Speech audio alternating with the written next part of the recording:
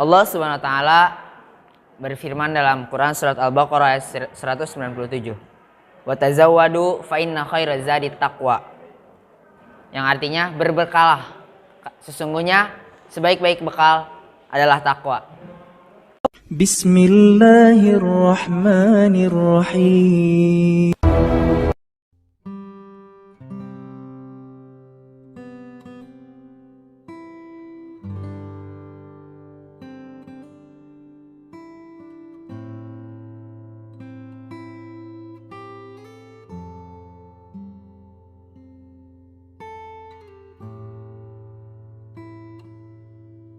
Bismillahirrahmanirrahim. Assalamualaikum warahmatullahi wabarakatuh. Merdeka. Merdeka. Yang terhormat guru pembimbing Ustadz Rahmat Ibrahim dan yang saya sayangi teman-teman yang insya Allah dirahmati oleh Allah. Puji syukur marilah kita panjatkan kehadirat Allah Subhanahu wa taala. Karena berkat rahmat dan hidayahnya kita bisa diberikan nikmat sehat sehingga saat ini. Salawat serta salam tak lupa kita anjurkan kepada junjungan kita Nabi Muhammad SAW.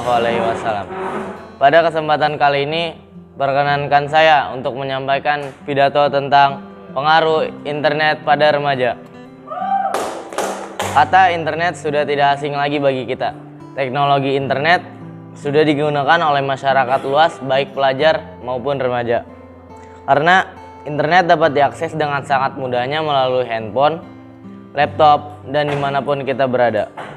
Teman-teman sekalian, pengaruh internet memiliki banyak manfaat untuk remaja, yaitu menambah wawasan atau informasi secara luas, serta penggunaannya lebih efisien dan efektif. Selain itu, internet juga memudahkan komunikasi, meningkatkan penguasaan bahasa asing, serta prasarana pendidikan, hiburan, serta bisnis. Meskipun internet memiliki banyak manfaat, namun tidak sedikit juga dampak negatif yang mempengaruhi remaja yang ditimbulkan oleh internet. Seperti penipuan, perjudian, serta pornografi yang salah satunya yang paling menarik untuk para remaja.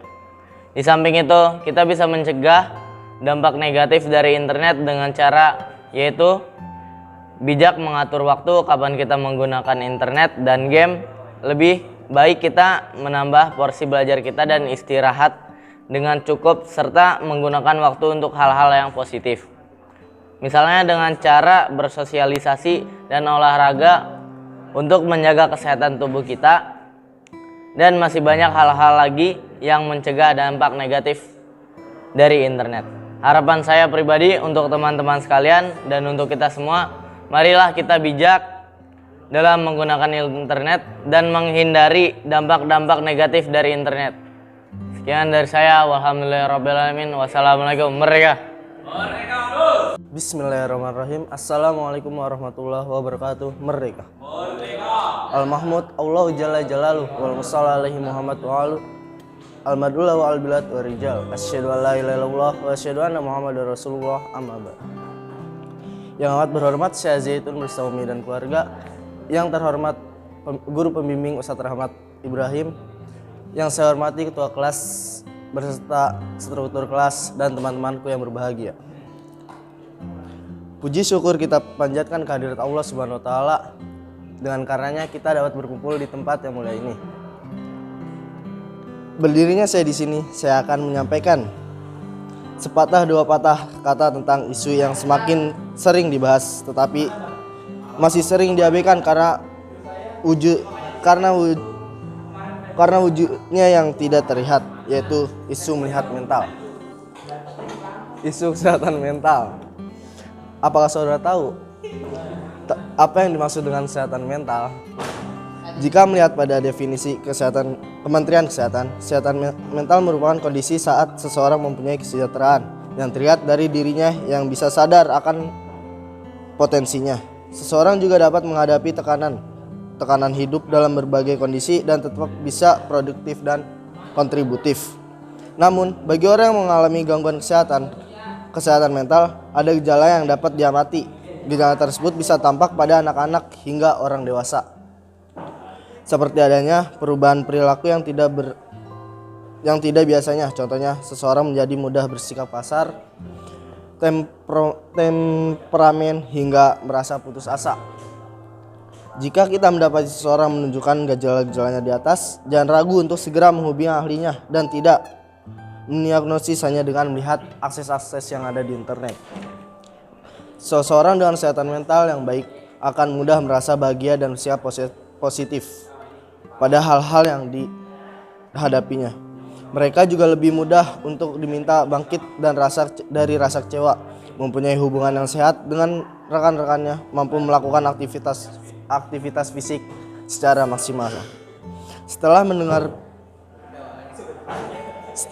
paparan terkait masalah kesehatan mental dan perbandingan antara orang yang mengalami gangguan kesehatan mental di atas, apakah kita akan diam saja ataukah akan berusaha untuk kontribusi membantu mereka?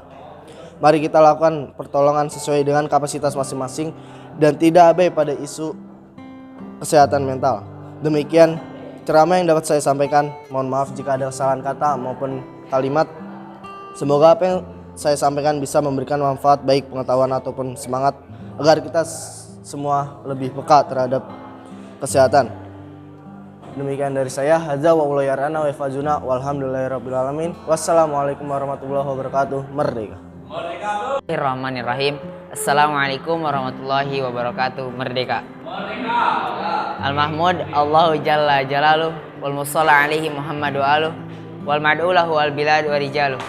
Asyhadu an la ilaha illallah wa asyhadu anna Muhammadan abduhu wa rasuluh. Amma ba'du. Yang amat berhormat Syekh Az-Zaitun serta Umi dan keluarga, yang saya hormati guru pembimbing dan teman-temanku yang berbahagia. Pertama-tama marilah kita panjatkan puji dan syukur kehadirat Allah Subhanahu wa taala karena atas karunia dan nikmatnya kita dapat berkumpul di tempat ini dengan keadaan sehat dan walafiat. Salawat serta salam semoga tetap tercurah limpahkan kepada junjungan kita Nabi besar Nabi Muhammad sallallahu alaihi wasallam. Pada kesempatan kali ini saya akan mengajak hadirin sekalian untuk selalu bertakwa kepada Allah Subhanahu wa taala. Karena dengan takwa kita akan memiliki hidup yang sejahtera, bahagia. Maka dari itu saya akan menyampaikan pidato yang berjudul takwa. Allah Subhanahu wa taala berfirman dalam Quran surat Al-Baqarah ayat 197. Wa tazawwadu fa inna khairaz zadi taqwa. Yang artinya berbekalah. Sesungguhnya sebaik-baik bekal adalah takwa. Kenapa takwa menjadi bekal yang baik untuk di akhirat? Karena takwa adalah perilaku yang baik dan selalu mengerjakan amal soleh yang berguna dan bermanfaat bagi diri sendiri maupun orang lain.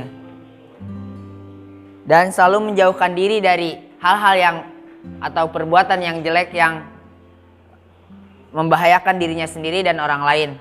Itu semua adalah perilaku dari takwa. Jika salah seorang di antara manusia ditanya ingin memilih hidup yang berbahagia atau sengsara, pasti jawabannya memilih berbahagia. Tetapi bagaimana perilaku mereka di hidup di dunia ini? Mereka selalu menuruti hawa nafsunya hingga melampaui batas yang digariskan oleh Allah. Oleh karena itu, jika kita ingin menjadi orang yang beruntung, hendaklah bertakwa kepada Allah Subhanahu wa taala. Sekian pidato dari saya. Mohon maaf apabila ada salah kata. Hadza wallahu yar'ana wa yahfazuna walhamdulillahirabbil alamin. Wassalamualaikum warahmatullahi wabarakatuh. Merdeka. Bismillahirrahmanirrahim. Assalamualaikum. Merdeka. Al-Mahmud Allah Jalla Jalaluh wal musal alaihi matu'alu wal matu'lahu al bilad wa rijalu. Asyhadu an la ilaha illallah wa asyhadu anna Muhammadar Rasulullah. Amma ba'du. Yang terhormat Syekh Al-Zaitun Prof. Dr. Abdul Salam Rasyidi Panjang Gumilang berserta Umi dan keluarga. Yang terhormat Guru Pembimbing Bahasa Indonesia Ustadz Ahmad Ibrahim dan teman-teman yang saya yang berbahagia. Pertama-tama marilah kita panjatkan puja dan puji syukur kehadirat Allah Subhanahu wa taala yang telah melimpahkan nikmatnya kepada kita semua. Salawat dan salam semoga senantiasa dilimpahkan kepada junjungan kita Nabi besar Nabi Muhammad SAW. Sebab jasa beliau kita bisa membedakan antara hak dan yang batil. Berdirinya saya di sini, saya akan berpidato berceramah tentang pendidikan. Pendidikan tidak hal lain dari kata mencari ilmu. Mencari ilmu itu hukumnya adalah wajib bagi kaum muslim dan muslimat. Karena dengan ilmu sangat penting bagi kehidupan manusia di dunia ini. Dengan ilmu pula kita bisa memimpin dunia, memimpin seluruh makhluk hidup, dan dengan ilmu kita akan menjadi makhluk yang terbaik di antara makhluk Allah. Karena ilmu manusia akan tinggi derajatnya di sisi Allah, dan Allah akan mengangkat derajat orang yang berilmu ke beberapa tingkat.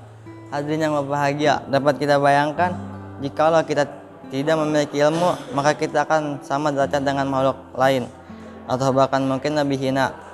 Menuntut ilmu adalah tidak ada batasnya, baik waktu ataupun tempat. Sebagaimana sabda Nabi, utlubul ilma minal mahdi ilal lahdi. Carilah ilmu sejak dari buayan sampai ke liang lahat. Dan sabda beliau, utlubul ilma walal bi'sin. Carilah ilmu walau sampai ke negeri Cina.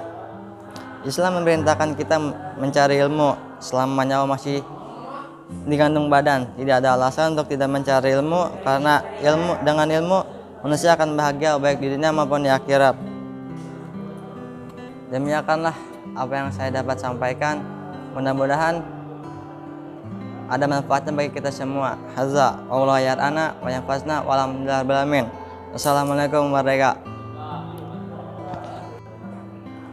Bismillahirrahmanirrahim. Assalamualaikum warahmatullahi wabarakatuh. Merdeka. Bismillahirrahmanirrahim. La haula wala quwata illa billah. Asyhadu an la ilaha illallah wa asyhadu anna Muhammadar Rasulullah. Amma ba'du. Yang terhormat Wali kelas 10 MIPA 4 Ustadz Nasrum, yang saya hormati guru pembimbing bahasa Indonesia Ustadz Rahmat Ibrahim, yang saya hormati ketua kelas 11 MIPA 4 beserta jajaran dan teman-teman yang berbahagia.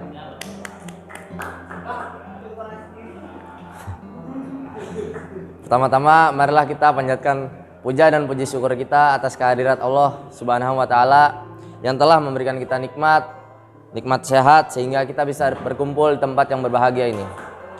Salawat dan salam marilah kita curahkan kepada junjungan Nabi besar kita Nabi Muhammad SAW,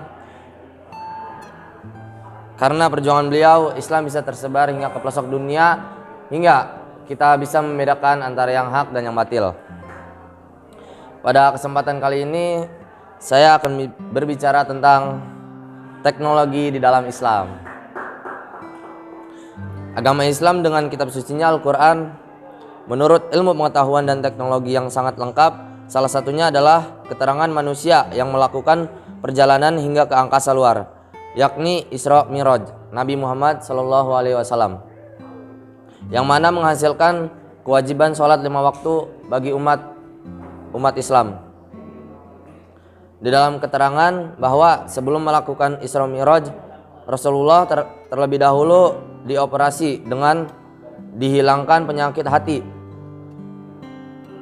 yakni dengan mencuci hatinya menggunakan air Zam-Zam.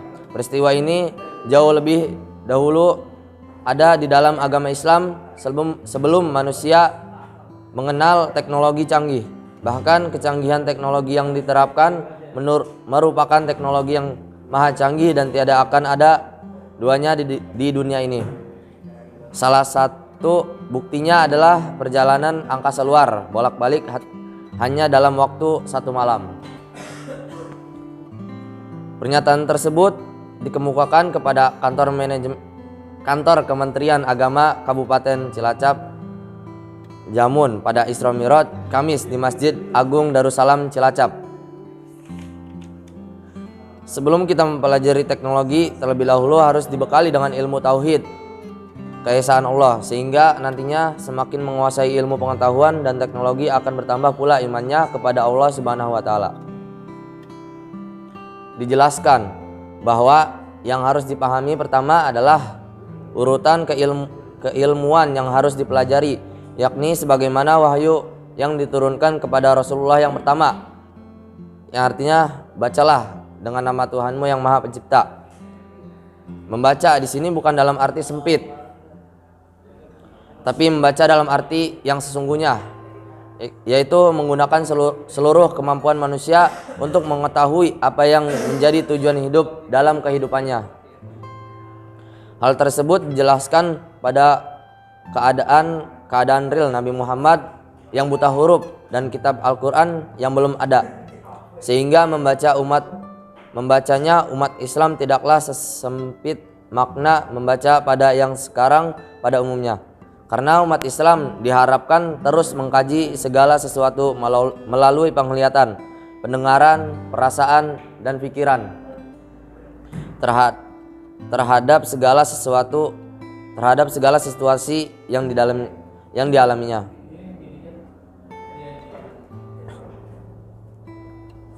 Tentunya membaca atau belajarnya umat Islam harus pada guru, ustadz, atau kiai yang sudah memahami ilmu ketauhidan yang baik.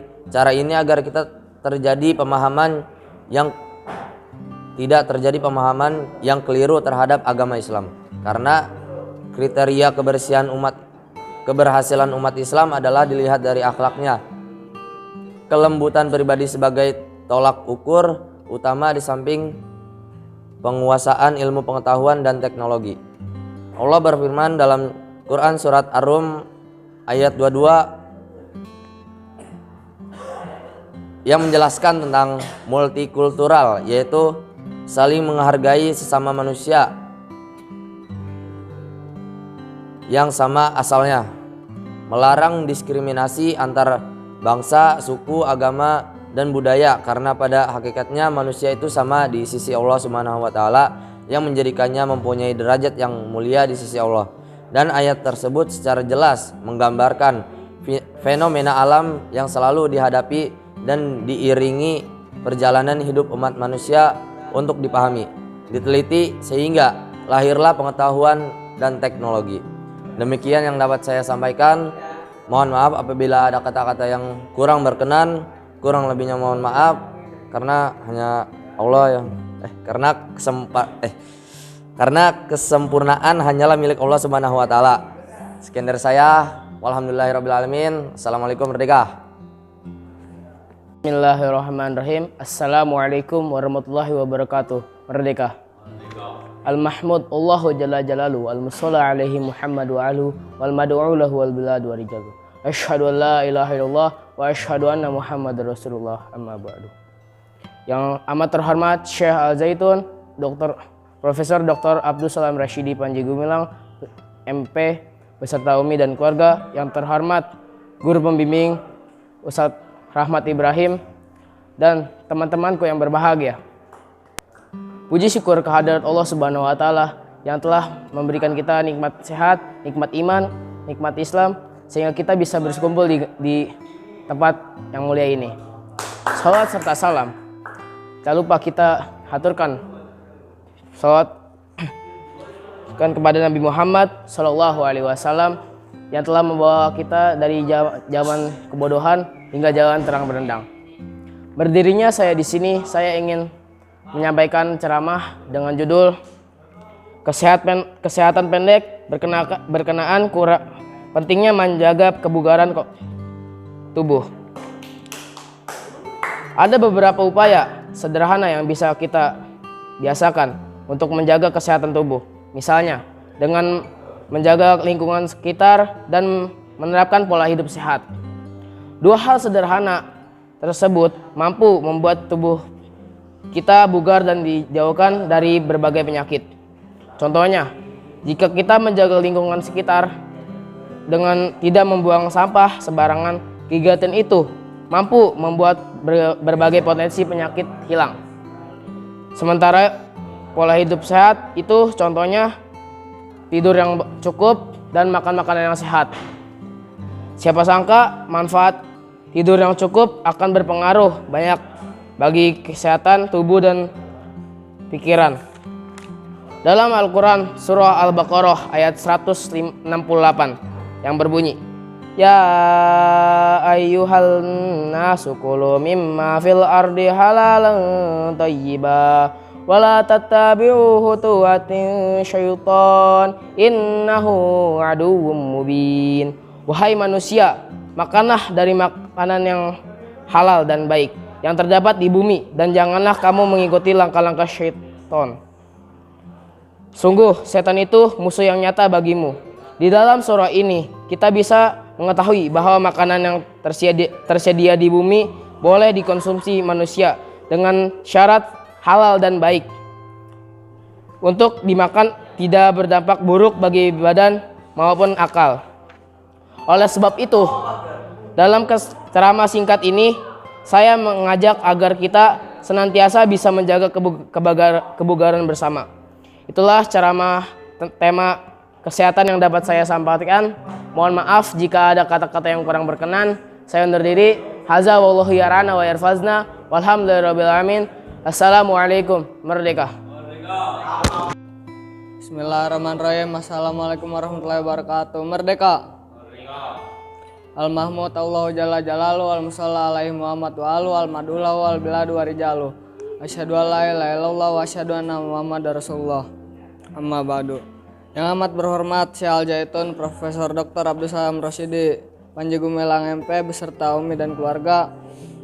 Yang terhormat Guru Pembimbing Bahasa Indonesia Ustadz Rahmat Ibrahim dan sahabat serta teman-temanku yang berbahagia.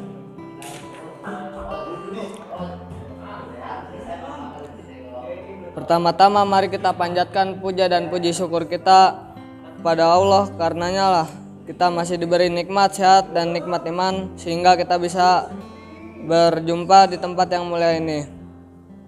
Tak lupa salat serta salam kita semoga selalu kita curahkan kepada Nabi Muhammad Sallallahu Alaihi Wasallam karena yang telah membawa Islam dari zaman kebodohan hingga zaman terang benderang seperti saat ini. Lewat kesempatan yang singkat ini izinkan saya menyampaikan sebuah ceramah mengenai pendidikan. Seorang tokoh pendidikan di Indonesia yang legendaris, Ki Hajar Dewantara, pernah menyebut jika pendidikan berasal dari 3 aspek penting, yaitu lingkungan keluarga, lingkungan sekolah, dan lingkungan masyarakat. Ketiganya pada saat ini sedang terjadi dan harus disiapkan dengan optimal. Khusus untuk pendidikan dari lingkungan keluarga, sebisa mungkin kita harus siapkan sejak dini. Dalam sudut pandang Islam, pendidikan sejak dini harus dipupuk dari 3 hal. Pertama, pendidikan akidah, di mana kita harus mampu mengajarkan ilmu keimanan, kepercayaan, keyakinan kepada Allah. Lalu kedua, pendidikan ibadah. Sejatinya pendidikan ibadah adalah awalan lahir dan batin yang akan terus dilakukan sampai dewasa. Maka dari itu, pendidikan ibadah harus sudah dibiasakan sejak dini. Lalu terakhir ada pendidikan akhlak. Akhlak adalah cerminan sikap, kebiasaan, dan karakter seseorang. Hal tersebut bisa kita pupuk sejak dini. Itulah teks ceramah tentang pendidikan yang bisa saya sampaikan. Mohon maaf apabila ada kesalahan kata dan terima kasih atas perhatiannya. Assalamualaikum warahmatullahi wabarakatuh. Merdeka. Assalamualaikum warahmatullahi wabarakatuh. Merdeka. Al-Mahmud Allah Jalla Jalalu Muhammad sallallahu alaihi warahmatulahu abilat warijalu asyhadu alla ilaha illallah wa asyhadu anna Muhammadar Rasulullah ma ba'du. Jamaah yang dirahmati Allah. Pertama-tama yang paling dan utama kita bersyukur kepada Allah Azza wa Jalla yang telah memberikan kita kenikmatan berupa Islam dan iman.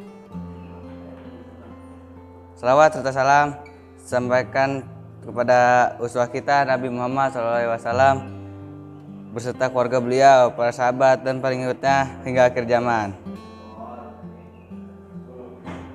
Sebelum kita menginjak pada materi ceramah yang hendak saya bawakan, di sini saya selaku penceramah mewasiatkan kepada diri saya sendiri dan para hadirin untuk bertakwa kepada Allah dengan sebenar-benarnya.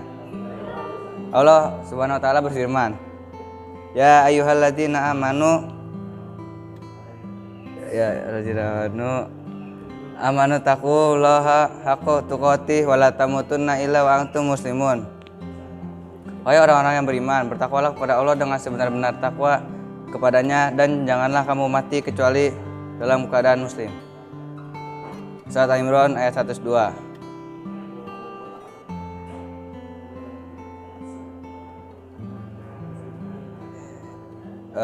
Jamaah yang dirahmati Allah, sebetulnya apakah yang dimaksud dengan sabar itu sendiri?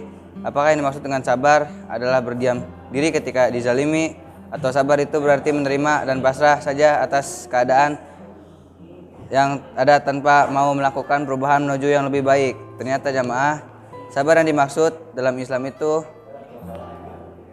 adalah menahan diri dari segala sesuatu yang dilarang oleh Allah Subhanahu wa taala. Artinya, dalam menghadapi situasi apapun, baik itu situasi menyenangkan maupun tidak menyenangkan, kita harus menahan diri tidak melakukan perbuatan yang dilarang oleh Allah Subhanahu wa taala.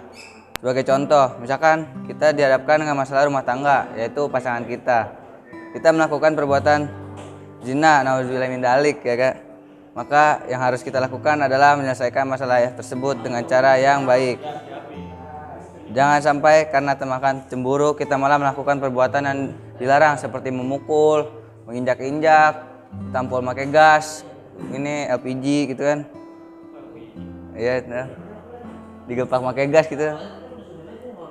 Kita bersabar atas musibah tersebut dan tidak melakukan hal yang dilarang oleh Allah.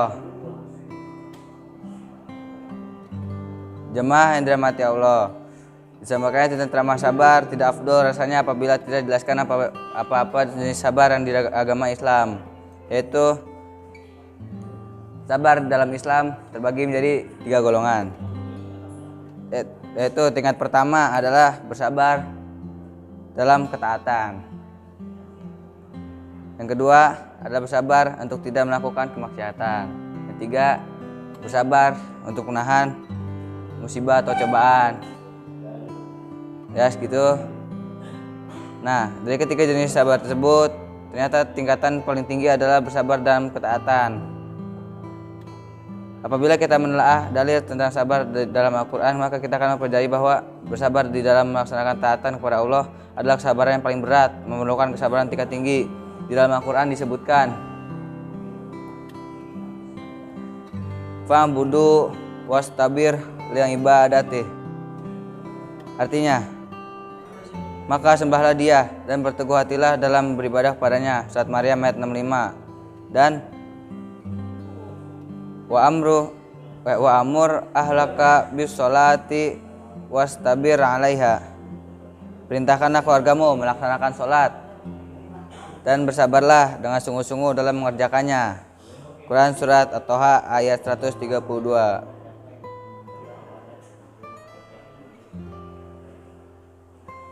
Sekian dari saya, maaf apabila ada kesalahan dalam pengucapan atau pengataan. Alhamdulillahirrahmanirrahim. Assalamualaikum. Merdeka. Assalamualaikum. Merdeka. Al-Mahmud Allahu Jalla Jalalu wa Muhammad Muhammad wa alu wa Muhammad ulahu biladi wa rijalu asyhadu an la ilaha illallah wa asyhadu anna Muhammadar Rasulullah amma ba'du. Yang terhormat Ustaz Rahmat dan teman-temanku yang berbahagia. Salawat salam, marilah kita panjatkan puji dan syukur kita terhadap kehadirat Allah Subhanahu wa taala yang telah membawa kita dari jam kegelapan hingga zaman terang menerang ini. Di sini saya akan berceramah tentang kesehatan keluarga dari sonora.id.com. Kesehatan keluarga adalah ibu adalah kunci dari kesehatan keluarga. Makanan dan asupan gizi seluruh keluarga dibebankan di pundak ibu-ibu sekalian. Maka dari itu, penting untuk kita mengetahui makanan-makanan dengan gizi seimbang. Makanan cepat saji memang menggiurkan karena praktis dan murah. Namun, kita perlu melihat dampak berkelanjutan dari mengonsumsi makanan cepat saji. Akan lebih higienis dan sehat bila kita memasak sendiri di rumah. Gunakan bahan makanan yang segar, bersih, dan hindari pengawet. Mungkin akan terasa lebih repot, namun manfaatnya akan terasa di kemudian hari. Tidak perlu ibu melulu yang memasak di dapur. Ajarkan cara anaknya atau bapaknya untuk belajar di dapur. Beri mereka kesempatan untuk membantu ibu-ibu sekalian. Kemampuan mengolah makanan yang sehat adalah kemampuan bertahan hidup, bukan hanya tugas ibu rumah tangga. Keluarga yang baik adalah keluarga yang mampu bekerja sama, saling bertopang menopang dalam urusan rumah tangga. Kesehatan memang tidak didapat secara instan. Tidak ada kesehatan yang siap saji. Maka mari kita jaga kesehatan sejak dini. Selagi keluarga masih sehat, atur konsumsi keluarga dengan gizi seimbang. Demikian yang bisa saya sampaikan. Mohon maaf bila ada kesalahan kata. Walhamdulillah, merdeka. 3